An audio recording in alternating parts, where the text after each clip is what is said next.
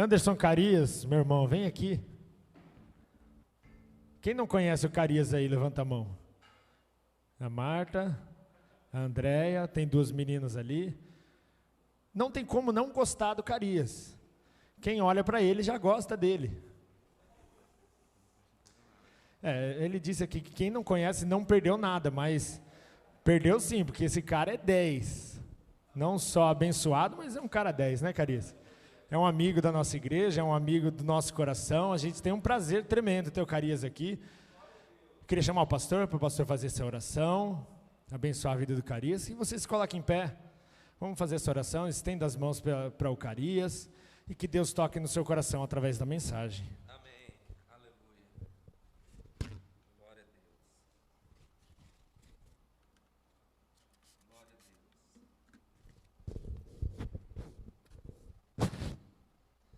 Glória a Deus.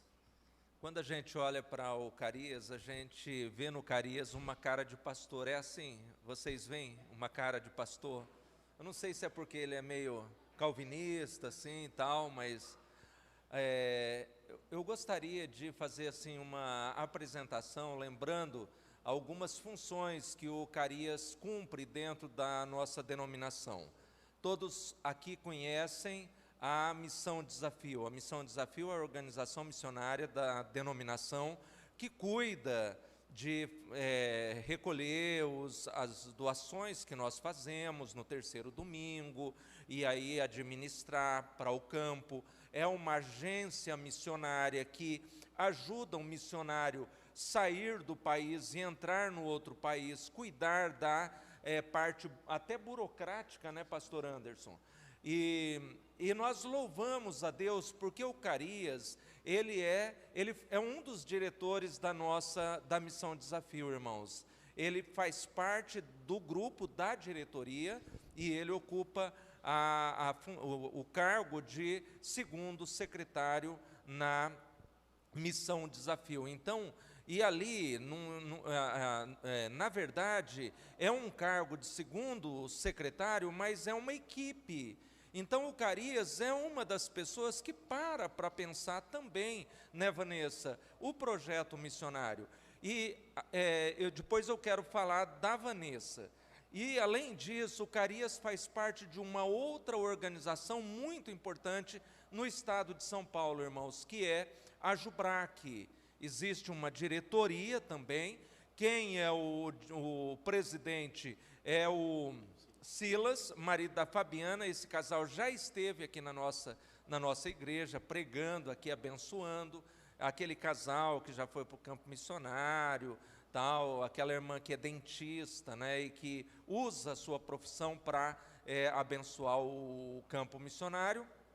E o Carias é o vice-presidente junto com o Silas. Então a gente fica feliz em ter você aqui hoje, Carias, e você vai ser muito usado por Deus, porque é Deus que abençoa, não é você, é Deus que unge, é Deus que traz, é Deus que dá os recursos, dá a sabedoria, e nós louvamos a Deus. Eu vou orar por ele, mas eu gostaria de dizer, gostaria que a Vanessa novamente mostrasse a cara aí para a igreja. A Vanessa, ela é a coordenadora, irmãos, do projeto Expedição. Irmãos, olha quantos valores nós temos aqui nesta noite.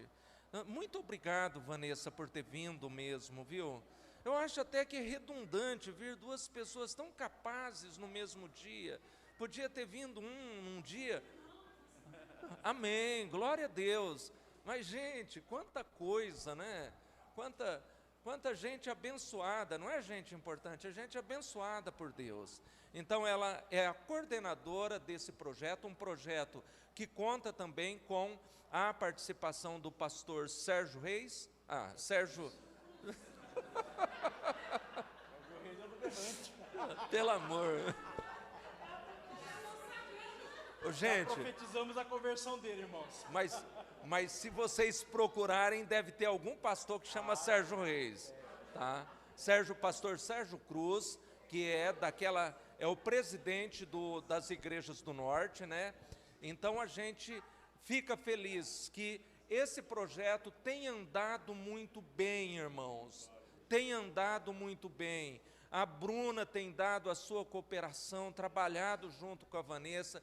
Eu fico feliz, Bruna, em saber que você tem dado uma contribuição a um projeto tão importante da denominação. Que Deus continue te usando, viu?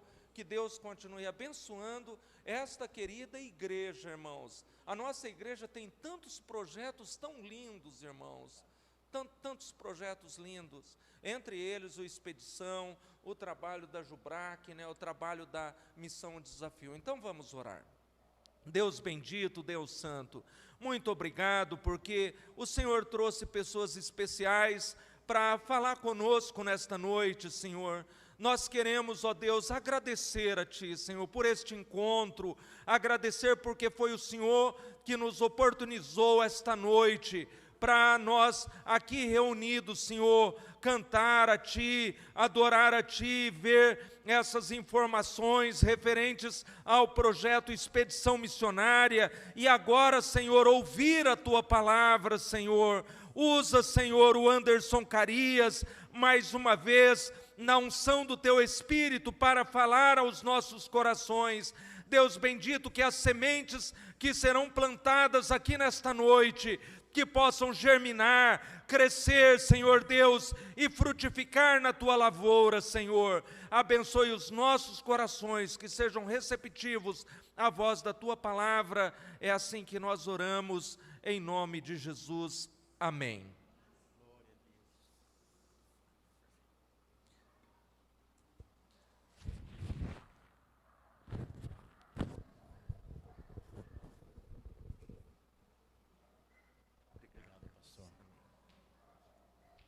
Meus irmãos, a paz do Senhor Jesus, amém? Amém.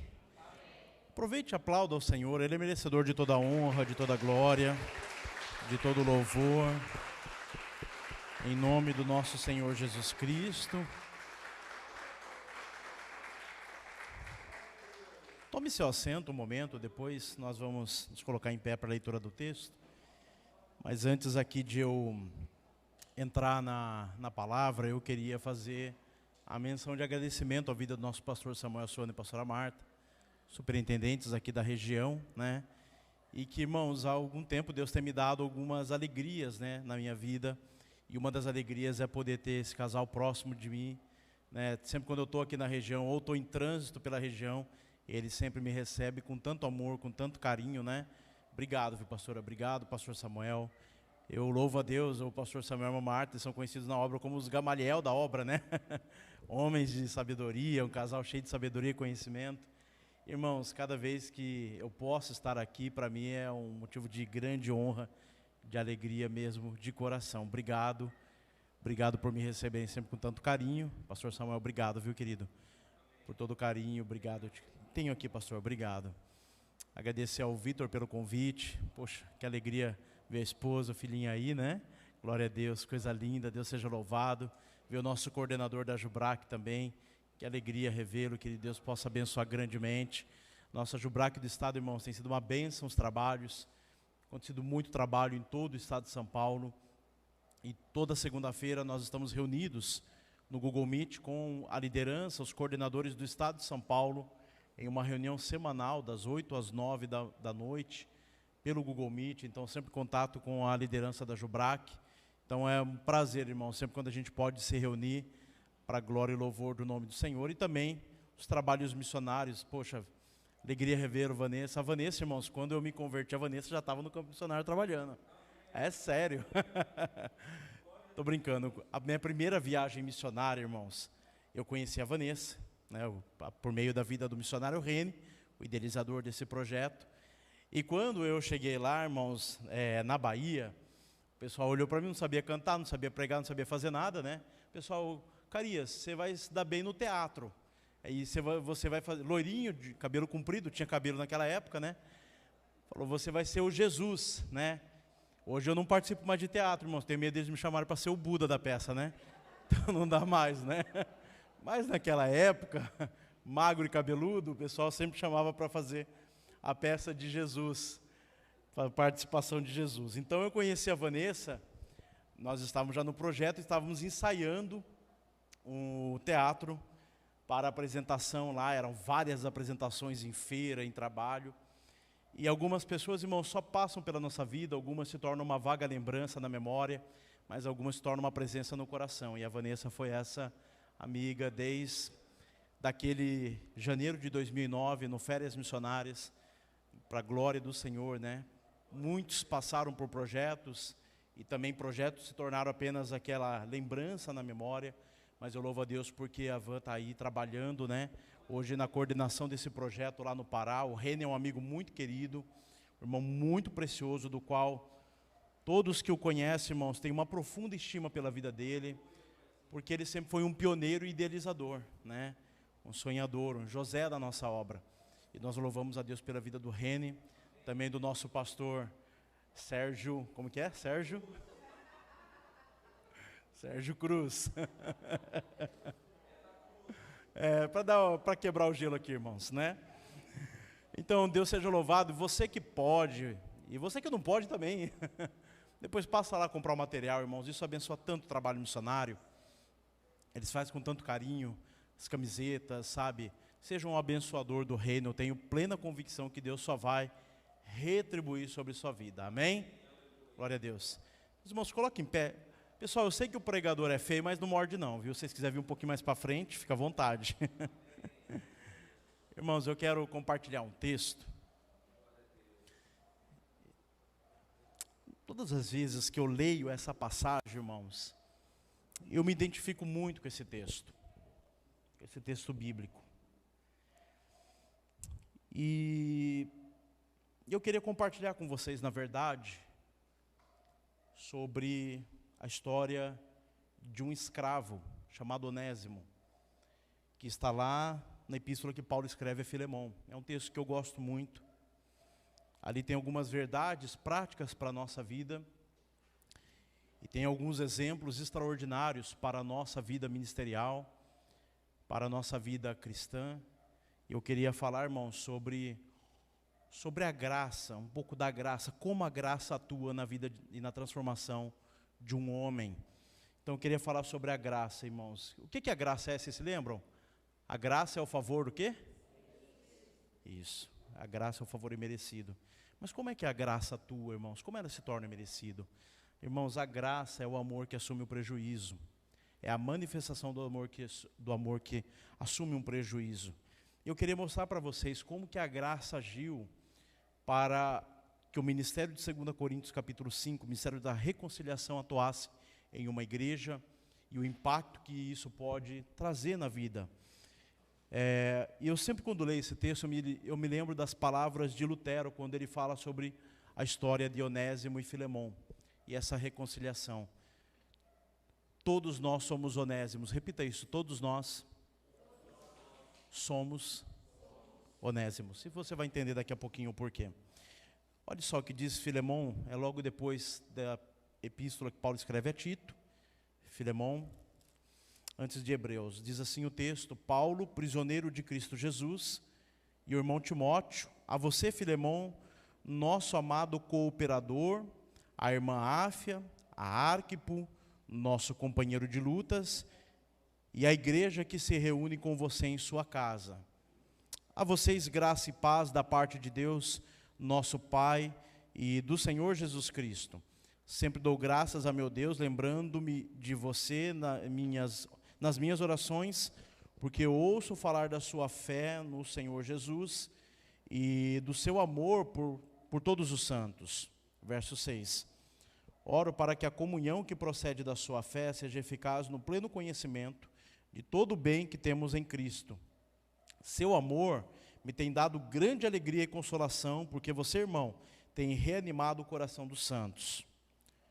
Versículo 8. Por isso mesmo, tendo em Cristo plena liberdade para mandar que você cumpra o seu dever, prefiro fazer um apelo com base no amor. Eu, Paulo, já velho, e agora também prisioneiro de Cristo Jesus, apelo em favor de meu filho Onésimo, que gerei enquanto estava preso. Ele antes lhe era inútil, mas agora é útil, tanto para você quanto para mim. Mando-o de volta a você como se fosse o meu próprio coração. Gostaria de mantê-lo comigo para que me ajudasse em seu lugar enquanto estou preso por causa do Evangelho. Mas não quis fazer nada sem a sua permissão, para que qualquer favor que você fizer seja espontâneo e não forçado. Talvez ele tenha sido separado de você por algum tempo, para que você o tivesse para sempre. Não mais como escravo, mas acima de escravo, como irmão amado. Para mim, ele é um irmão muito amado. Algumas traduções dizem um irmão caríssimo. Aí ele vai dizer assim, verso 18: se ele o prejudicou em algo, ou lhe deve alguma coisa, ponha na minha conta. Eu, Paulo, escrevo de próprio punho. Eu pagarei, para não dizer que você me deve a sua própria vida. Sim, irmão, eu gostaria de receber de você algum benefício por estarmos no Senhor. Reanime o meu coração em Cristo. Escrevo-lhe certo de que você me obedecerá, sabendo que fará ainda mais do que lhe peço. Verso 22, além disso, prepara-me um aposento, porque graças às suas orações, espero poder ser restituído a vocês.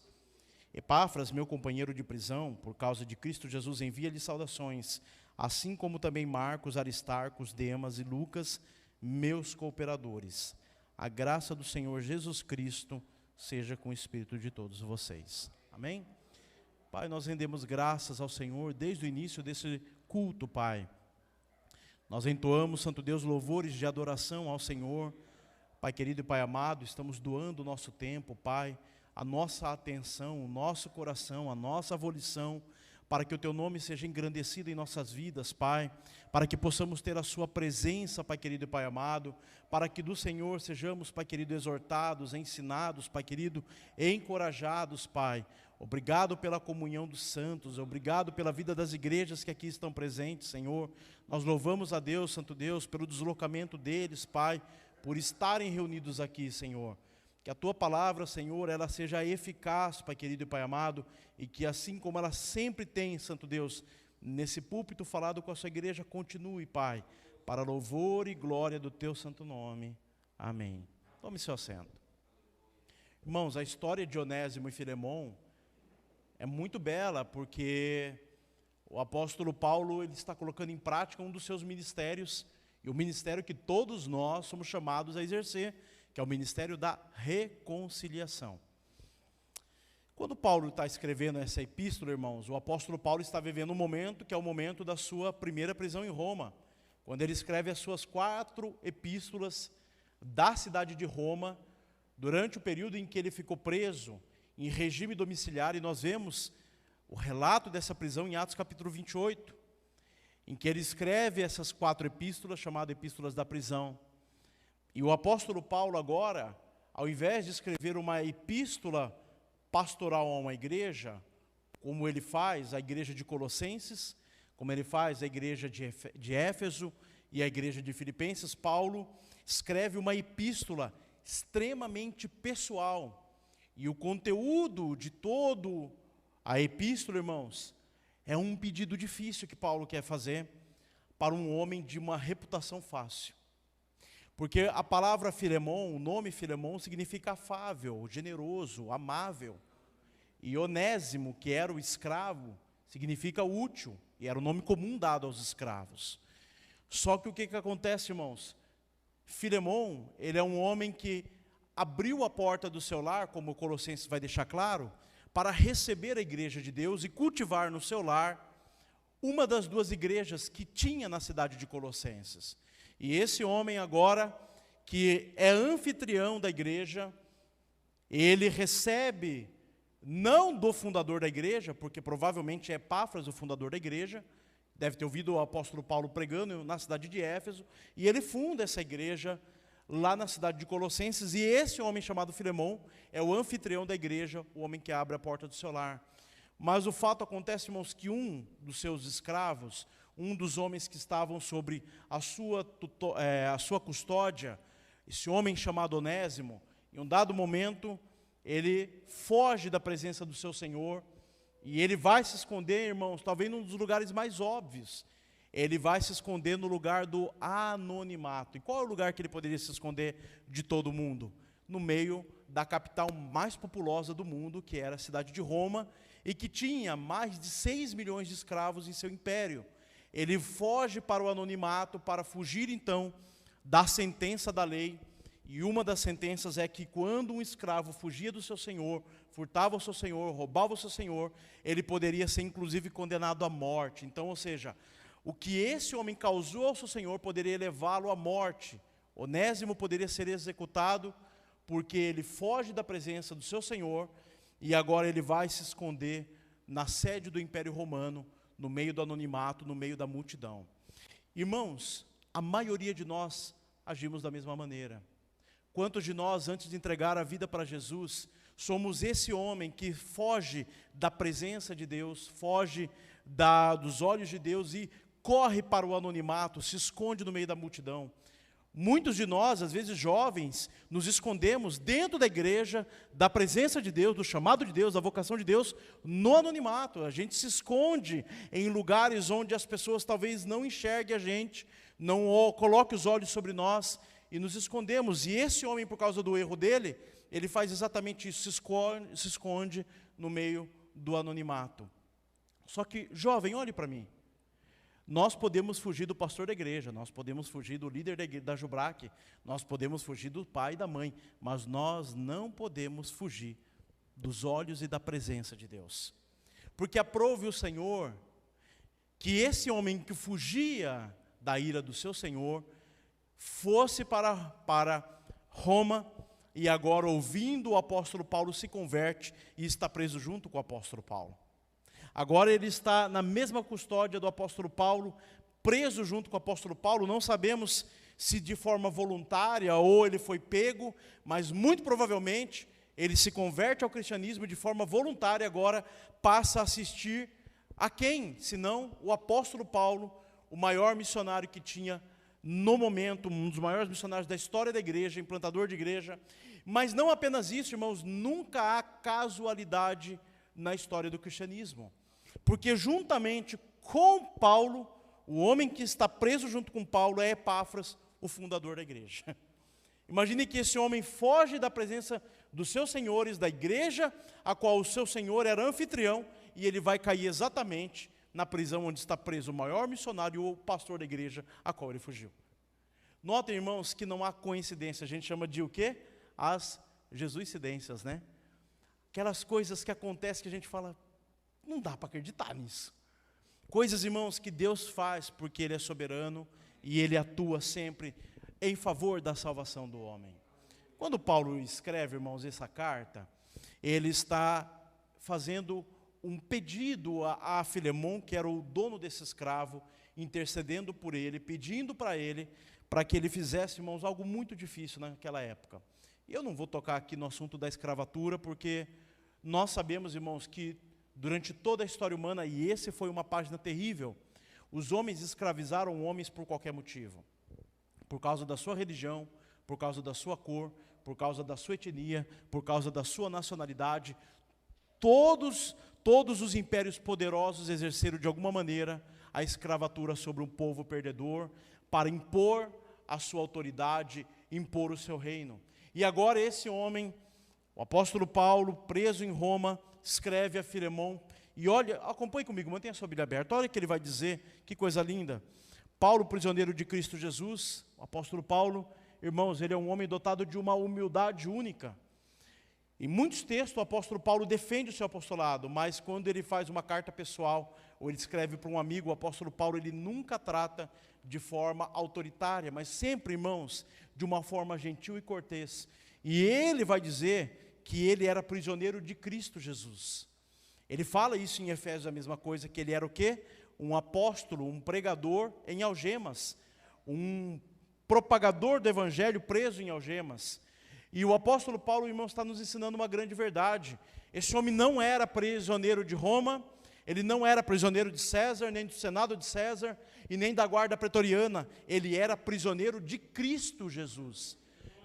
Meus irmãos, tudo que acontece em nossa vida, absolutamente tudo que acontece em nossa vida, irmãos, nada foge da mão poderosa de Deus. Jovem, nada que acontece na sua vida foge da atenção e do poder de Deus. Se algo acontece na sua e minha vida, isso acontece debaixo do poder de Deus, da autoridade de Deus, e é por isso que esse homem afirma ser não prisioneiro do império, não prisioneiro político, mas ele é prisioneiro de Cristo Jesus. Paulo está algemado a Cristo Jesus, e é por isso que ele afirma que ele é prisioneiro de Cristo, não do império. E ele escreve juntamente com Timóteo. Timóteo está presente. E olha o que ele vai dizer a Filemão. A você, Filemão, nosso amado cooperador, a irmã Áfia, provavelmente sua esposa, e Arquipo, talvez o filho desse casal, que ele diz que era companheiro de luta dele, e a igreja que se reunia com você na sua casa. Hoje é muito comum as igrejas, e todos nós cultivamos isso, os cultos nos templos.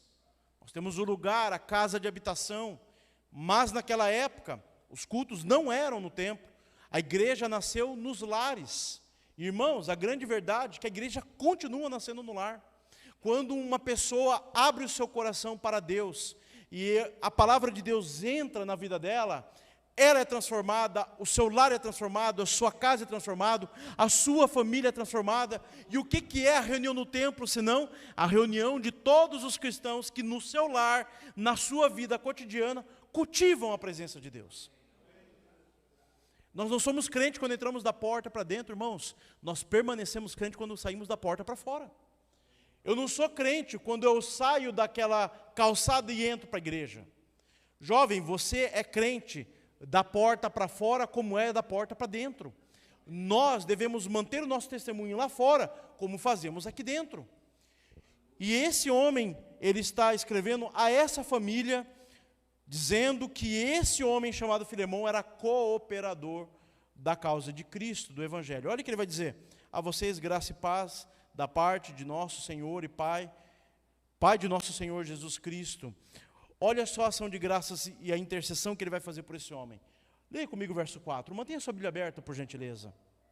Ele diz: sempre dou graças ao meu Deus, lembrando-me de vocês nas minhas orações, porque ouço falar da sua fé no Senhor Jesus e de seu amor por todos os santos. O Vitor disse para mim que ele trabalhou com a Jubrac sobre um tema dizendo que o próximo é mais importante do que eu.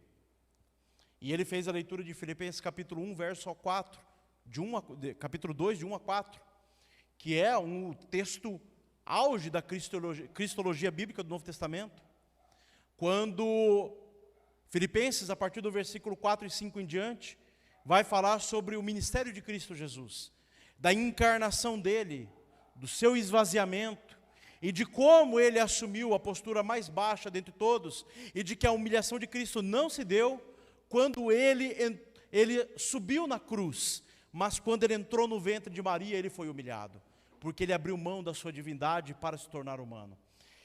E ali, irmãos, Jesus, ele mostra que o seu ministério foi um ministério do quê? Baseado na humildade, num alto esvaziamento, para que os outros fossem cheios da presença e fossem salvos. E aqui o apóstolo Paulo começa a interceder por alguém que nós jamais intercederíamos. Esse homem começa a fazer a intercessão para um empresário, um homem que mantinha escravos e que vivia disso, e ele intercede por um escravo que estava completamente perdido, condenado, e que esse homem não tinha valor a não ser pela a lei que deveria impor sobre ele duras penas. E ele agora, sendo o maior apóstolo da igreja, o maior pregador e evangelista, ele começa a interceder por alguém que não tem absolutamente nenhum valor, e que, muito pelo contrário, sobre ele apenas tem o quê? A pena da justiça, que lhe deve ser implacada por causa do seu erro. Esse homem, irmãos, o apóstolo Paulo, ele está intercedendo por aqueles que ninguém está interessado. Ele está se interessando por uma causa que ninguém queria ser fiador. Ele está se colocando num lugar para interceder por aquele que ninguém está procurando, para resgatar aquele que ninguém está procurando. Esse homem está colocando a sua reputação para tentar reconciliar duas pessoas que estão num estado de ofensa, porque há uma dívida a ser paga. Esse homem cometeu um crime, agora Paulo começa a interceder por esse homem. Olha o que ele diz, que ele agradece, porque o testemunho de Filemão, nas orações ele agradece, porque o testemunho desse homem chamado Filemão, é que ele tem um amor profundo para todos os santos. Ele está dizendo: olha, eu oro por vocês, porque eu ouço falar da sua fé.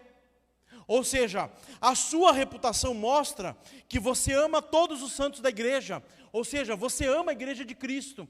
E quantas vezes, irmãos, nós estamos dentro da igreja de Cristo e não amamos a igreja do Senhor? Quantas vezes, irmãos, a nossa fé não dá testemunho do amor que temos pela igreja? Muitas vezes a fé que professamos não é testemunhada pelo o nosso comportamento diante da igreja. Mas apesar de Paulo não conhecer Filemão, ele está afirmando que esse homem está presente nas orações de Paulo por causa do testemunho que ele dava em amor a todos os santos. Jovem, deixa eu dizer algo para você. O seu testemunho vai muito mais além do que você imagina. Muitos de vocês, e muitas das pessoas que eu andando por aí, eu conheço ele pela rede social, conheço ele pelo testemunho do pastor, conheço ele pelo testemunho do líder, antes de conhecer ele pessoalmente. Quando o livro de Provérbios diz que o nosso testemunho, ou seja, a nossa reputação, tem muito mais valor do que o ouro e a prata, ele está sendo correto no que ele diz. Sabe por quê? Olhe para mim, o dinheiro é bom, sim ou não? Jovem, o dinheiro é bom, sim ou não? O dinheiro compra carro? Compra casa? Compra iate? Casa na praia? Viaja ao redor do mundo?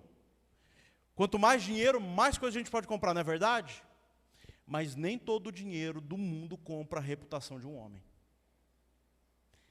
E Paulo está orando por um homem que ele não conhece por causa da reputação que ele tem. Qual é a reputação que você está deixando na sua igreja local, na sua cidade, na faculdade, no seu serviço? O apóstolo Paulo, um homem extremamente ocupado, preso, intercedendo por igrejas, diz que o anfitrião de uma igreja está presente nas orações por causa do seu testemunho. Notem o poder do testemunho e da reputação de uma pessoa. Olhe para mim, jovem, muitas vezes você nem sabe, mas você pode estar presente na oração de pessoas que talvez você admira por causa da sua boa reputação. Quantas vezes quando a gente dobra o joelho e começa a orar, Deus começa a trazer à memória pessoas que passaram pela nossa vida, ou que de repente vem à nossa memória um pedido especial, ou que de repente uma situação que a gente fica sabendo, nós dobramos o joelho e apresentamos a Deus, e a gente nem sabe. Mas sabe o que eu acho mais belo? Que o apóstolo Paulo diz que ele está orando por causa do favor que esse homem fazia à igreja. E quando você lê, irmãos, as orações do apóstolo Paulo, você vai perceber algo. A maioria das orações de Paulo não estavam banhados de expectativas, estavam banhados de lembranças. São poucas as vezes que você vê o apóstolo Paulo orando por algo que ele tinha expectativa que ia acontecer. Maioria das vezes que esse homem está dobrado o joelho, orando ao Senhor, ele está trazendo a memória em agradecimento a Deus. A maioria de nós acha que orar, quando a gente dobra o joelho, é para a gente abrir aquele rolo de pedido ao Senhor e falar: Senhor, deixa eu começar pelo trabalho. Eu quero o aumento, eu quero casar, eu quero filhos. Aí Deus dá filhos, agora eu preciso de uma casa maior. Aí Deus dá uma casa maior, agora eu preciso de aumento para pagar o financiamento da casa maior. E parece que as nossas orações nada mais é do que um conjunto de petições intermináveis. É ou não é verdade? Só que quando Paulo ora, mesmo estando preso, ele poderia orar pedindo liberdade, afrouxamento da pena, privacidade, ele poderia pedir um monte de coisa. As orações desse homem estão banhadas do quê? De lembranças e gratidão. Quando foi a última vez que eu e você dobramos o joelho diante de Deus e falou: Senhor, hoje eu estou dobrando meu joelho só para agradecer. Agradecer a vida dos meus pais, agradecer a porta que o Senhor abriu na faculdade, agradecer, Senhor, pela conquista do meu carro, pela faculdade, pela empresa, agradecer, Santo Deus, pelos jovens que estão debaixo da minha liderança, agradecer pela vida do meu pastor, da minha igreja. Quantos de nós dobramos o nosso joelho para fazer um momento de agradecimento? Só que esse é o conteúdo da oração de Paulo. Ele está orando a Deus por causa de uma situação difícil, e a sua mente está, na verdade, banhada de um sentimento de profunda gratidão pela vida de um homem que possivelmente ele sequer conhecia. E olha o que ele vai dizer aqui no versículo 6, acompanhe comigo.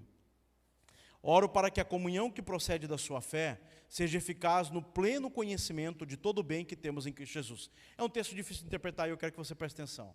O apóstolo Paulo está dizendo que o conteúdo da oração é que a comunhão que ele nutria com Filemon, que era produto da fé que ele professava, e que todos os santos testemunhavam da fé desse homem, fosse eficaz para que conduzisse esse homem ao pleno conhecimento do bem que eles tinham em Cristo Jesus. E o bem que ambos tinham em Cristo Jesus era a situação de Onésimo. Esse homem, esse escravo, que provavelmente roubou seu senhor e fugiu, e que agora tem uma dívida enorme para com esse senhor, ele está orando e no conteúdo da oração está dizendo: olha, Filemon, eu sei o que você tem feito pela causa de Cristo, eu sei que você tem sido uma bênção, um refrigério para os santos, que você tem encorajado a igreja, eu sei que a sua casa é um embrião daquilo que Deus está fazendo em Colossenses, que você não apenas abriu a porta do lar, mas abriu a porta do seu coração para receber a igreja de Cristo. Mas eu oro para que essa fé nutrida pela comunhão te leve a um pleno conhecimento do bem que nós temos em Cristo Jesus, que esse escravo, que antes lhe dava prejuízo, mas agora ele está computando, na verdade, para o reino de Deus, sendo uma bênção para o reino de Deus. Então ele quer que essa comunhão, essa koinonia, essa cooperação, essa parceria, essa sociedade que esse homem tem, abrindo a porta do seu lar, sendo um empresário e suprindo a igreja, também supra diante da necessidade de Onésimo. Eu quero que você tome conhecimento disso. Sabe por quê, irmãos? Às vezes somente a fé não basta. E aqui eu não estou sendo herético, não.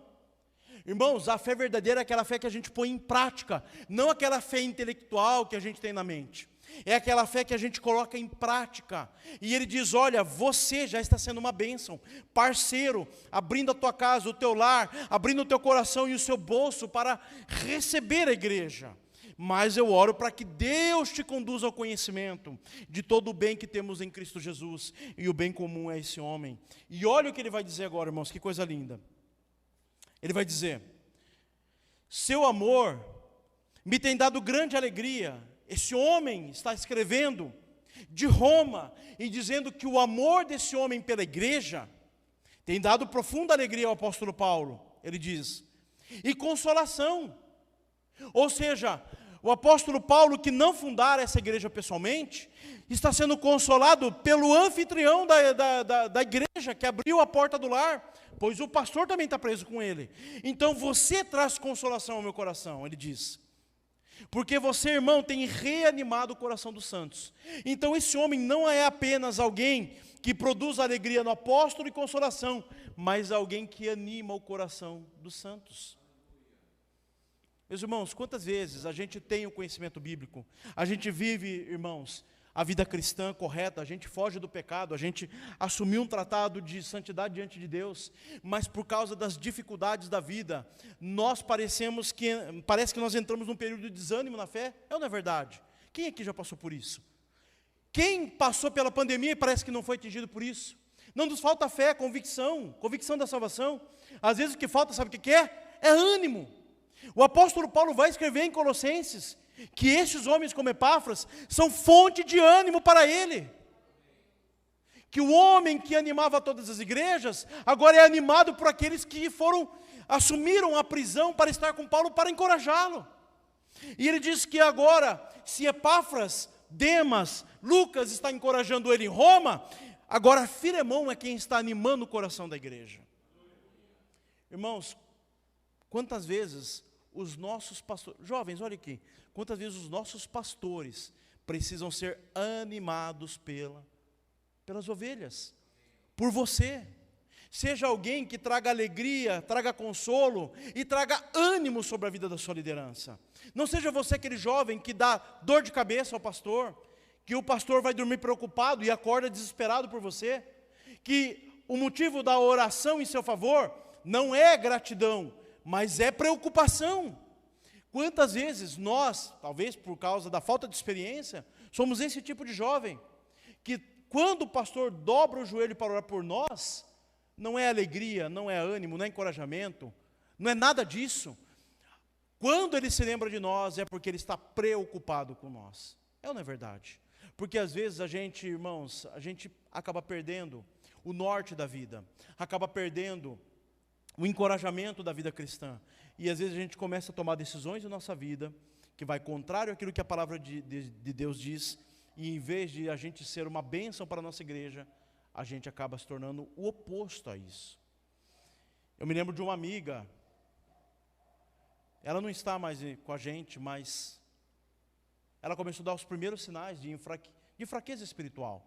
E todas as vezes que eu orava por ela, vinha um pesar no meu coração. Eu falava, Senhor, tem misericórdia, porque eu estou longe dela. Tem compaixão sobre a vida dela, Senhor. Ao mesmo passo que quando a gente dobra o joelho e ora por algumas pessoas, é esse sentimento que vem sobre a nossa vida. Senhor, fortalece a Vanessa, fortalece o Rene, encoraja eles, dá pioneirismo, Senhor, dá visão, Pai querido, para que eles avancem mais, para que eles conquistem mais para o seu reino, para que teu nome seja glorificado. Nós precisamos ser aqueles que estão presentes na oração dos nossos líderes jovens, mas que sejamos o quê? Uma fonte de ânimo e de encorajamento e de bálsamo para a vida dos nossos líderes. Ele vai dizer no versículo 8, por isso mesmo, tendo em Cristo Jesus plena liberdade de mandar, que você cumpra o seu dever, prefiro fazer um apelo com base no amor. Olha aqui para mim. Paulo pede um favor, tendo ele o direito de pedir, ordenando. Deixa eu dizer algo para você. Todo autoritarismo fecha portas. Quem é que gosta de se colocar debaixo da autoridade de alguém que é extremamente autoritário? Eu servi algum tempo no exército, 1 ano no exército. E no exército não tem favor. No exército, o comandante manda, você obedece. No exército não tem como você falar assim, hoje não estou bem. Muitas vezes o sargento falava assim, eu quero que vocês fiquem lá no sol, plantando lá, fazendo ordem unida das 8 da manhã até meio-dia. E a gente ficava lá no sol, derretendo. Porque no exército o que é? Missão dada é missão? Missão dada é missão? Mas irmãos, quando nós falamos sobre a igreja de Cristo, nós precisamos entender que a igreja de Cristo é uma reunião de pessoas voluntárias. Voluntárias para amar, voluntárias para servir. Quanto mais Deus levantar você nessa terra, mais é necessidade de você ser servo. Quanto mais Deus nos projeta, maior é a necessidade de projetar a Cristo Jesus. Quanto mais Deus Ele está sobre sua vida, mais é necessário que todos percebam que você é servo dos servos do Senhor. Porque esse homem, sendo ele o apóstolo Paulo, poderia dar uma ordem, mas o que ele diz? Ele pede o quê? Um favor. Um dos erros, e aqui eu vou contar para vocês uma experiência pessoal. Quando eu me converti, logo quando Deus me chamou para a obra do ministério, um dos maiores problemas meus era entender que existia liderança na igreja. Eu era insubordinado. Eu não entendia isso. Eu achava que eu podia falar de pastor para igual.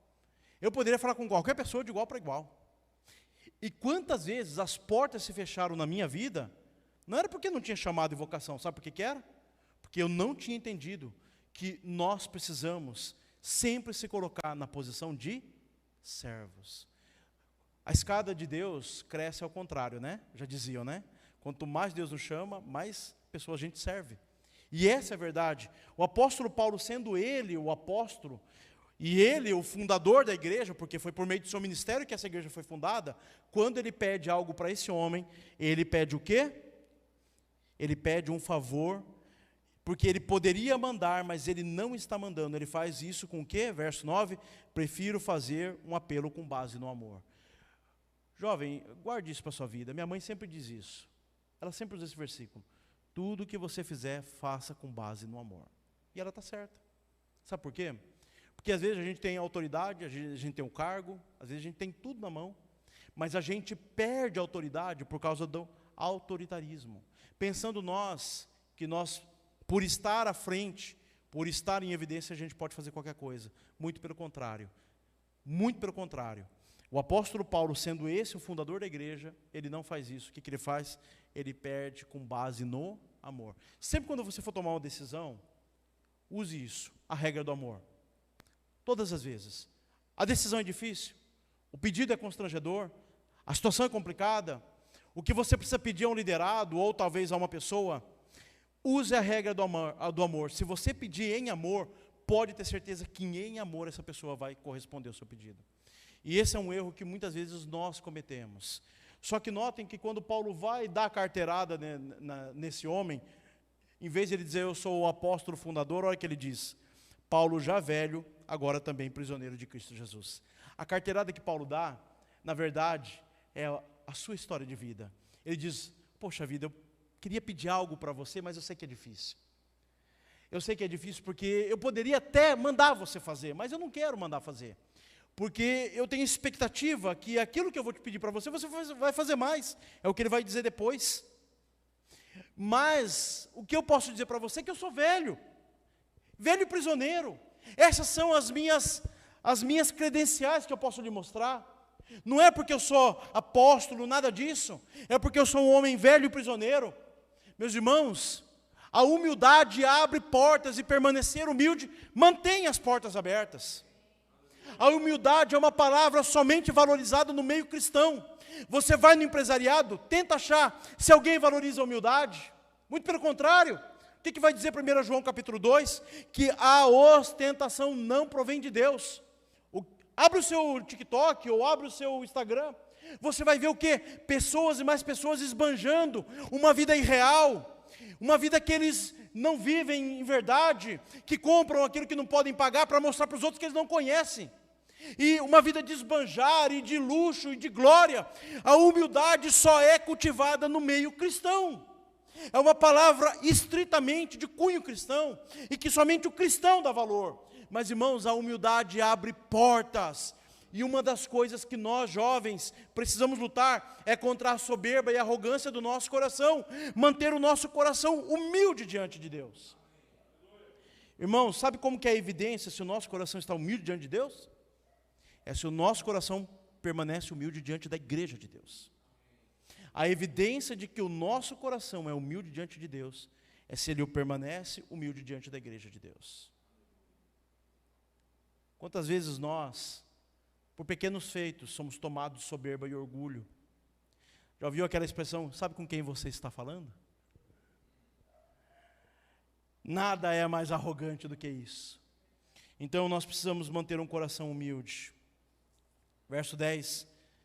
Apelo em favor do meu filho Onésimo, que gerei enquanto estava preso. Antes ele lhe era inútil, mas agora é útil também, tanto para você quanto para mim. Mando de volta a você como se fosse o meu próprio coração. Aqui Paulo faz um jogral de palavras, porque Onésimo significa útil. E ele disse que Onésimo era inútil para ele. E era inútil porque ele era um escravo fujão. E que lhe deu profundas despesas e prejuízos a esse homem. Só que ele diz o seguinte, eu apelo em favor desse homem chamado Onésimo, que na verdade é um filho que eu gerei na prisão, um filho que eu ganhei para o Senhor, e que agora, esse que era inútil para você, porque estava preso e existia uma carta pública de prisão contra ele, se tornou útil para mim. Esse homem que era inútil para você, se tornou útil para mim. E ele diz, mas eu o mando de volta. Irmãos, o apóstolo Paulo, quando esse homem se converte, ele tinha um dilema muito grande para resolver. Ficar em silêncio e manter o escravo fujão dentro da prisão de Paulo, da sua casa onde ele estava preso, porque ele era útil para Paulo. Mandar ele embora para a cidade de Colossenses poderia ser algo que complicaria a igreja, porque tinha só 3 situações para resolver o problema. A primeira era, Filemão ia receber esse homem. E a lei exigia que ele fosse castigado e punido. E dependendo do castigo, Filemão, o anfitrião da igreja, poderia perder o testemunho da igreja por causa da severidade da lei. Segunda coisa, se ele perdoa esse homem, os escravos todos poderiam querer migrar para a igreja, não por causa da conversão, mas por causa da mudança social. E terceiro, poderia arranjar problema com os líderes. os donos de escravos, que poderiam se levantar contra a igreja e perseguir a igreja. Como é que Paulo resolve esse problema? Primeiro ele diz, recebe-o, mas não recebe-o na condição de escravo. Recebe esse homem, que agora é alguém muito caro, de muito valor, que ele vai dizer no verso 17, mas recebe-o como você estivesse recebendo o meu próprio coração. Cuida desse homem como você cuidasse de mim, como se eu estivesse visitando sua casa, como se eu estivesse aí. E olha o que ele vai dizer no versículo 12, mando de volta a você, como se fosse o meu próprio coração, e gostaria de mantê-lo comigo para que me ajudasse em seu lugar, enquanto estou preso por causa do Evangelho. Ninguém de nós temos esse sentimento de dívida. Paulo está dizendo que ele queria manter Onésimo em Roma, substituindo Filemão, que poderia e deveria estar com ele lá. Notem que ele está dizendo o seguinte, eu quero que você trate dele, porque na verdade a presença dele aqui substitui você aqui em meu lugar, no lugar de Onésimo. Então recebe-o como recebe o meu próprio coração. E ele volta de novo o apelo dizendo no verso 14, mas não quis fazer nada sem a sua permissão, para que qualquer favor que você fizer seja espontâneo e não forçado. Quem aqui já pediu um favor para alguém e você percebeu que a pessoa fez emburrado e forçado? É gostoso, irmãos? Gostoso mesmo é quando você nem precisa pedir, a pessoa faz, né? Ela percebe a necessidade e faz. O apóstolo Paulo sabe que a situação é delicada, que a presença desse homem com Paulo poderia também levar esse homem Onésimo à prisão e ser deportado para Colossos. Mas a presença dele em Colossos poderia implicar em uma situação muito delicada com a igreja e com o anfitrião da igreja. O que ele propõe? Versículo 16, versículo 15. Talvez ele tenha sido separado de você por algum tempo, para que você o tivesse de volta para sempre. Não mais como escravo, mas acima de escravo, como irmão amado. Para mim ele é um irmão muito amado, e ainda mais para você, tanto como pessoa quanto como cristão. Então ele está dizendo o seguinte, irmãos, olha, eu quero que você o receba, mas não na condição de escravo. Eu quero que você trate ele como um irmão em Cristo Jesus. E a Bíblia diz que não há judeu, não há grego, não há gentil, não há ninguém. O Evangelho é para todos. Quando o véu foi rasgado no templo, que separava o santo do santo, quando aquele véu foi rasgado, o acesso de toda a humanidade à presença de Cristo foi liberada, para que todos chegassem à presença de Cristo Jesus. Não há judeu, não há grego, não há ninguém, todos são iguais diante de Cristo Jesus. E ele diz, recebe esse homem como você recebesse o meu coração, mas recebe ele não como escravo, mas como alguém em Cristo Jesus. E agora verso 17, eu vou encerrar, porque é uma palavra rápida de reflexão, e é onde eu quero tratar aqui o assunto principal. Abra sua Bíblia, mantenha aberta no verso 17, por gentileza, 18 e verso 19.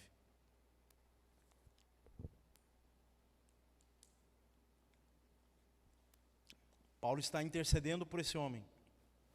Olha o que ele vai dizer nos versos 17, 18 e 19. Assim, se você me considera companheiro na fé, recebe-o como se estivesse recebendo a mim. Novamente, como ele disse no versículo 12. Se ele o prejudicou em algo que lhe deve alguma coisa, ponha na minha conta. Eu, Paulo, escrevo com o próprio punho, eu pagarei, para não dizer que você me deve a própria vida.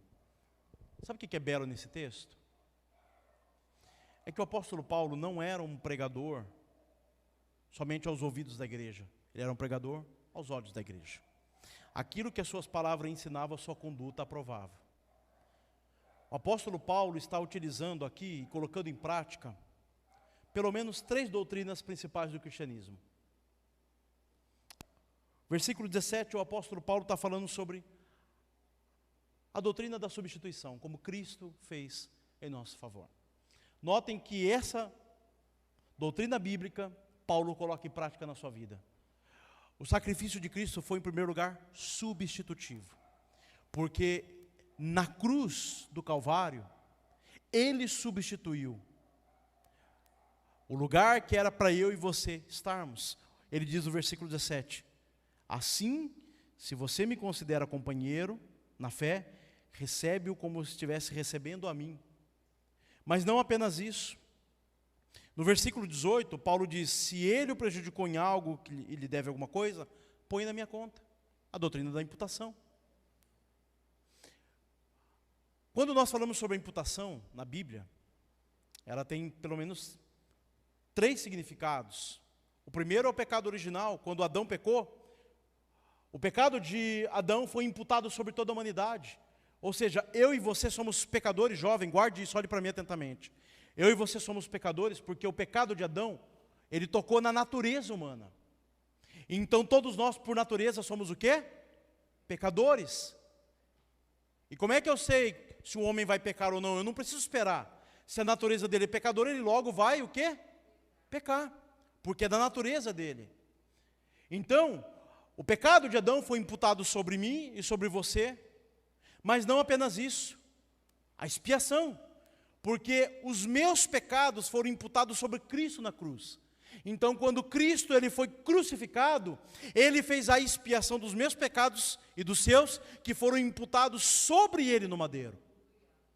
Mas não apenas isso, também da justificação, porque depois de que Romanos 4:25 diz que ele foi entregue à morte pelos nossos pecados e ressuscitado para a nossa justificação, quando ele ressuscitou, ele imputou sobre nós a justificação. Então ele recebeu de nós os nossos pecados e sobre nós imputou a justiça dele. Então Paulo está colocando em prática uma doutrina bíblica sobre a vida de um homem. Só que justificação não significa perdão.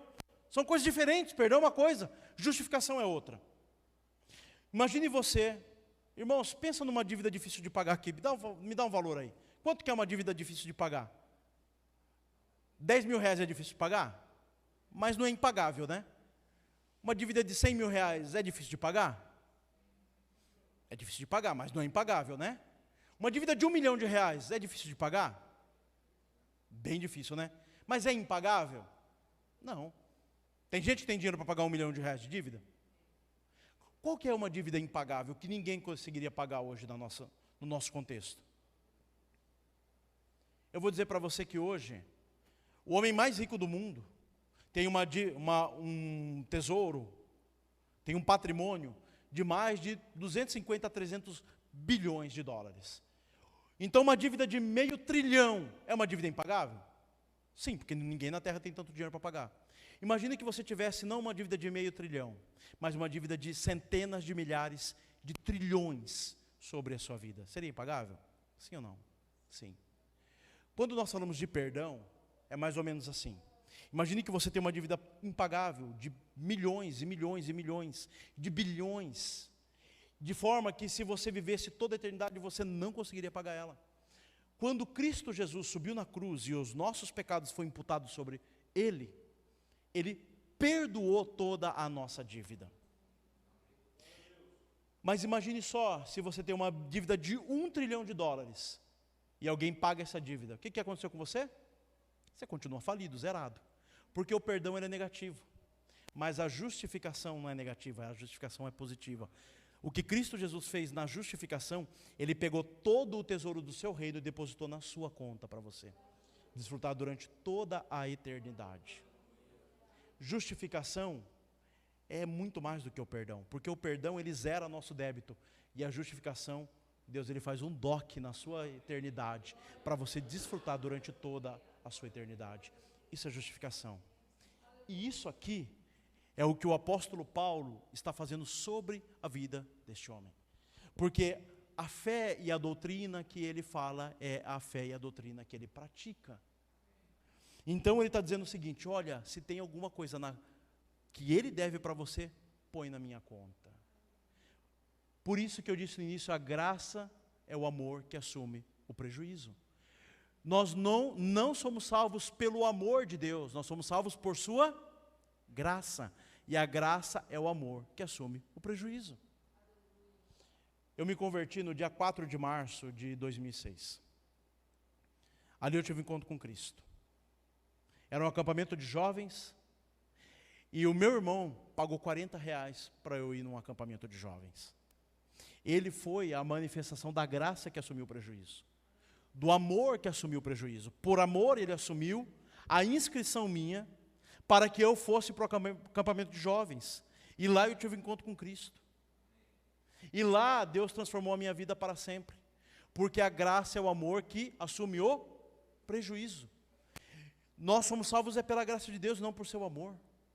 E agora o que o apóstolo Paulo está dizendo é o seguinte: soma a conta desse homem, e eu lhe dou uma nota promissória que eu vou lhe pagar absolutamente tudo. Eu quero dizer para você, jovem, que nesse ano de 2022, que vai se iniciar, olhe com esse texto com carinho, e pense, como eu vou manifestar a graça de Deus a alguém? Sabe de que maneira? Manifestando o amor que assume o prejuízo. Manifestando o amor. Eu me lembro que desejava ir num trabalho missionário, Edson Teixeira, e eu orava a Deus, e eu não tinha o recurso. Um dia um irmão chegou para mim na igreja e falou, presbítero da igreja, falou, missionário Anderson, eu vou pagar a sua inscrição para você ir. E naquela viagem missionária, eu já testemunhei aqui em muitas igrejas, Deus me usou para a cura daquele homem que estava com as hérnias para fora, e a salvação daquele homem. Porque a graça é o amor que assume o quê? O prejuízo.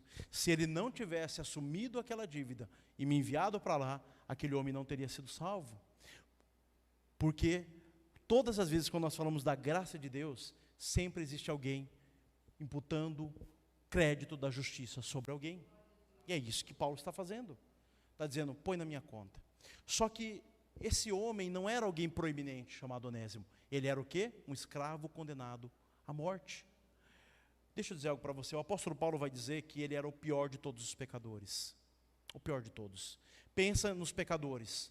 Pensa na carga de pecado que a humanidade produz. Pensa nas atrocidades que o pecado conduz o homem. Paulo vai afirmar que ele era o pior de todos os pecadores.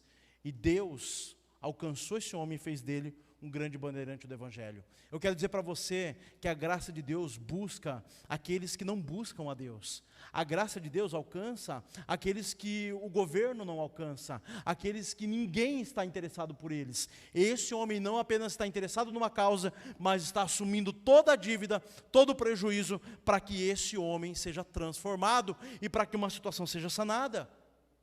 Eu quero dizer para você, em quem a graça de Deus que alcançou você vai se manifestar no ano de 2022? De que forma Deus vai usar você para que a graça de Deus que lhe alcançou também seja imputada sobre outro, sobre a minha vida? Quem são as pessoas que eu estou promovendo a graça de Deus, que eu estou assumindo prejuízo, que eu estou assumindo dizendo, quita a dívida dele, põe na minha conta? Há uns dias atrás um irmão falou assim para mim, e aquele missionário que viajava com você assim assado? Eu falei, ele não está bem, ele deu uma afastada e tal. Ele falou, que ingratidão, você abriu portas para ele em toda a denominação. Ele era um desconhecido, e ele estava lá, fulano de tal, e fazendo isso e aquilo, falando em eventos grandes da denominação, porque você abriu porta para ele? E agora ele desanimou, e aí? Eu falei, tenho orado para que Deus o restaure novamente. Deixa eu dizer algo para você, o apóstolo Paulo não está apenas lhe imputando, pegando toda a dívida desse homem, Paulo está também dando a sua reputação em favor desse homem. Deixa eu dizer algo para você, líderes que estão aqui. Seja alguém que abra a porta para outras pessoas. Às vezes você não faz ideia de como as pessoas enxergam você, da influência que você tem. E nós temos que ser pessoas que abram as portas para que outros possam exercer a sua vida ministerial e exercer a sua vida cristã. Mas o apóstolo Paulo não para aí, não é apenas sobre a doutrina da justificação, a imputação. Veja o verso 19, ele vai além. Eu, Paulo, escrevo de próprio punho, pagarei, para não dizer que você me deve a própria vida. Paulo está falando sobre a redenção. Como é que era a redenção para você redimir um escravo? Você então pagava a dívida daquele escravo, e agora aquele escravo ele era liberto socialmente. E aquele escravo, se era dentro do Império Romano, ele se tornava ainda escravo religioso de alguma entidade, de algum deus pagão da época. É por isso que Paulo diz que ele é escravo de Cristo Jesus, porque Cristo pagou a sua dívida e agora ele se torna escravo de Cristo Jesus, religiosamente, ainda que liberto. Ele é escravo de Cristo Jesus, ele está redimindo a história desse homem, pagando toda a sua dívida, investindo todo o seu dinheiro para que esse homem seja livre. E olha o que ele vai dizer aqui no versículo 20. Sim, irmão, eu gostaria de receber de você algum benefício por estarmos em Cristo Jesus. Reanime meu coração, escrevo-lhe certo de que você obedecerá, sabendo que fará muito mais do que lhe peço. O apóstolo Paulo tinha expectativa. Notem que a sua oração não era de expectativa, era de agradecimento. Mas em seu pedido há uma expectativa, que esse homem fizesse mais do que ele esperava. Porque na verdade esse homem, ele era devedor de Paulo. Porque se Filemão foi alcançado pelo Evangelho, foi pelo ministério de Paulo. Agora ele quer um benefício, e o benefício é o quê?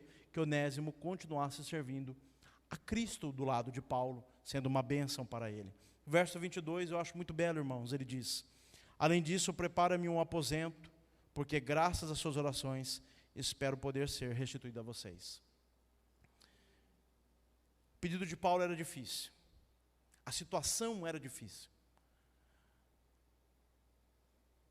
Se coloque em pé, jovem. Deixa eu dizer algo para você.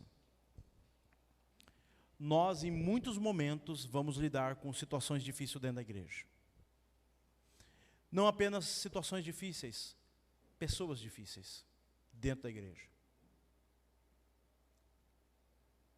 E quanto mais Deus lhe usar para a sua obra, mais situações difíceis você vai ter que encontrar.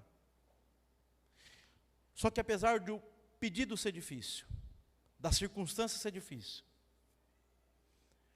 o apóstolo Paulo não está aguardando nem ranhuras e nem esperando que esse homem esteja magoado pelo pedido dele. Paulo quer se hospedar na casa da pessoa que ele está fazendo um pedido difícil. Há alguns anos nós fizemos um projeto, Eu Me Importo, numa cidade. E ao término daquele projeto, irmãos, desencadeou numa briga entre nós líderes, uma situação horrível. E quando aquilo aconteceu, e Deus tinha me dito que o diabo ia semear contenda. Quando aquilo aconteceu, na semana seguinte eu cancelei todas as minhas agendas que eu tinha, peguei meu carro e fui na casa do irmão que aconteceu. Nós sentamos, choramos, pedi perdão de tudo que tinha acontecido. Ele pediu perdão para mim de tudo que tinha acontecido. Jogamos o colchão na sala, ligamos o filme, estralamos pipoca e demos risada de tudo que tinha acontecido. Nós vamos ter situações difíceis. Tivemos, né, Van? Nesse mesmo projeto. Vanessa é uma amiga minha, irmãos, de mais de 12 anos. E lá nos desentendemos nesse projeto. Mas Deus é o Deus que exerce o ministério da reconciliação. Nossa amizade ficou abalada? Muito pelo contrário, irmãos, ficou melhor ainda. Quando Paulo faz um pedido difícil para uma pessoa fácil, sempre há uma porta aberta da reconciliação. E Paulo tem expectativa de ir para um aposento na casa desse irmão. Porque ele tem convicção que ele não apenas faria o que ele pedia, mas a igreja estava orando pela sua libertação. Nós vamos enfrentar muitas situações difíceis, mas nós sempre precisamos deixar a porta da reconciliação aberta, para que Deus ele possa sempre curar. E sabe por que Deus precisa curar velhas feridas? Porque novas serão abertas. E é por isso que nós precisamos sempre curar velhas feridas, porque novas serão abertas novamente. E Paulo agora quer reconciliar esses dois homens e espera ter repouso na casa desse homem, que talvez assumiria um grande prejuízo ao receber esse irmão como um servo de Cristo Jesus. A maioria das pessoas acha que um homem próximo de Deus é um intelectual que vive dentro de um gabinete estudando. O homem próximo de Deus é aquele que age com generosidade para com seus irmãos. Pai, nós rendemos graças ao Senhor, Pai. É um texto simples, Pai querido e Pai amado. Mas todas as vezes que eu vejo esse texto, Pai, eu me enxergo dentro desse texto. Não porque eu acho que eu sou o apóstolo Paulo, mas porque eu me enxergo como Onésimo, Senhor. Eu sou esse jovem, esse homem que o Senhor me encontrou, Pai querido e Pai amado. E aquilo que eu tinha feito era detestável aos seus olhos. E aquilo que eu tinha feito, Pai querido e Pai amado, era merecedor de toda a justiça do Senhor. Ah, Senhor, mas o seu filho, ele começou a interceder em meu favor, Pai. Ah, Senhor, e o sangue do teu filho purificou de todos os meus pecados, Senhor. E o seu filho imputou sobre mim toda a sua justiça, Pai. Ele pagou toda a minha dívida, Senhor. É por isso que eu olho, Santo Deus, para esse texto, e eu me identifico tanto com Onésimo, Pai querido e Pai amado. Senhor, a Bíblia não fala sobre o que aconteceu com Onésimo, Senhor, mas os livros históricos dizem, Pai. Esse homem possivelmente, Pai, se torna o bispo Onésimo, o bispo da cidade de Éfeso, Pai. Esse homem de escravo se torna pastor da igreja. É exatamente o que o Senhor faz conosco, Pai. De escravos do pecado, Senhor, o teu filho intercede por nós, paga a nossa dívida, imputa a sua justiça, Pai. E agora, Santo Deus, do reino das trevas, o Senhor nos transporta para o seu reino de luz. E nós, outrora que era, Santo Deus, sem valor, Pai querido e Pai amado, agora é encontrado com valor. Nós que fugíamos da sua presença, proclamamos, Santo Deus, a tua presença ao mundo, Pai querido e Pai amado. É por isso que todas as vezes que eu olho para esse texto, Pai, eu me enxergo, Santo Deus, dentro dele, Pai. Obrigado, Santo Deus, que o nosso coração seja esse coração de humildade, Senhor. De Pai querido e Pai amado, sempre ser aquele, Pai querido, que imputa sobre aqueles que ninguém está interessado, Santo Deus. Aqueles, Pai querido, que o mundo, Santo Deus, desconhece. Aqueles que são rejeitados por todos, Pai querido e Pai amado. Nós somos aqueles que vamos atrás da causa deles, Pai. Que, Santo Deus, colocamos, Santo Deus, os nossos recursos em favor deles, Pai querido e Pai amado. Que, Santo Deus, emprestamos a nossa reputação em favor deles. Ah, Espírito Santo de Deus, a igreja não é a reunião da elite do mundo, Senhor. Uma elite, Santo Deus, financeira, uma elite intelectual, Pai querido, uma elite, Santo Deus, que o mundo admira, não. A igreja é a reunião de todos os onésimos alcançados pela Tua graça, Senhor. Ah, Espírito Santo de Deus, mantenha o nosso coração nesse grau de humildade, de simplicidade, Senhor. Espírito Santo de Deus, transforma a nossa mente. Santo Deus, umidifica o nosso coração, para que ele não se ensoberbeça, Pai. Que possamos, Santo Deus, interceder em favor dos desfavorecidos da terra, Pai. Os desfalecidos dessa terra, Pai. Que possamos exercer esse ministério glorioso da reconciliação, Pai. Que todos nós possamos dizer em nosso coração: somos todos onésimos. Todos nós somos este homem, alcançados pela Tua graça, Pai. Obrigado, Senhor. Obrigado, Pai. E que essas doutrinas que conhecemos intelectualmente, como Paulo as ensina, não fique, Santo Deus, apenas no campo do conhecimento, mas que ela seja colocada em prática para louvor e glória do Teu nome, Senhor. Amém. Aplauda ao Senhor, meus irmãos.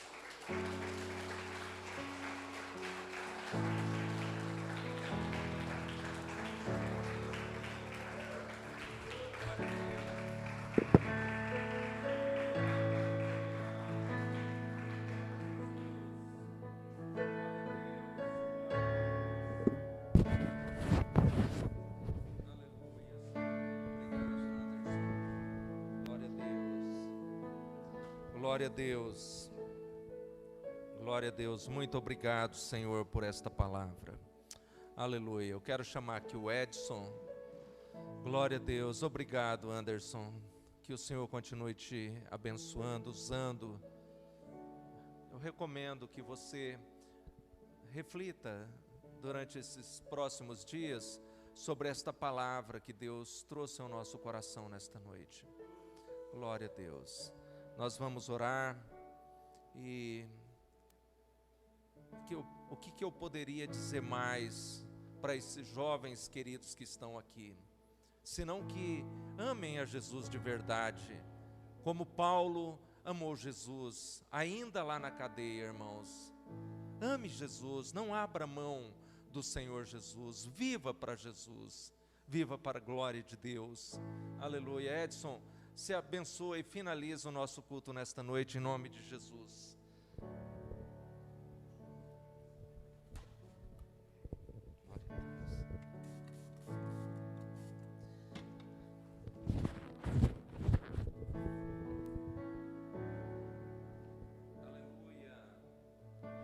A paz, Senhor Jesus, para todos. Feche os teus olhos, já comemos uma porção da palavra do Senhor, e que o Senhor, Ele continue com as mãos poderosas estendidas. Senhor, nosso Deus e maravilhoso Pai, queremos te agradecer, Deus, por tudo que o Senhor tem feito, Senhor. Pai querido, por ter nos trago de tão longe, Deus, para esta casa, e ouvimos a Tua palavra, Senhor. É isso que o Senhor deseja. Oh, Senhor, eu me lembrei de quando o Senhor reuniu os discípulos e se envolveu naquela toalha e pediu água e uma bacia e lavou o pé de todos os discípulos.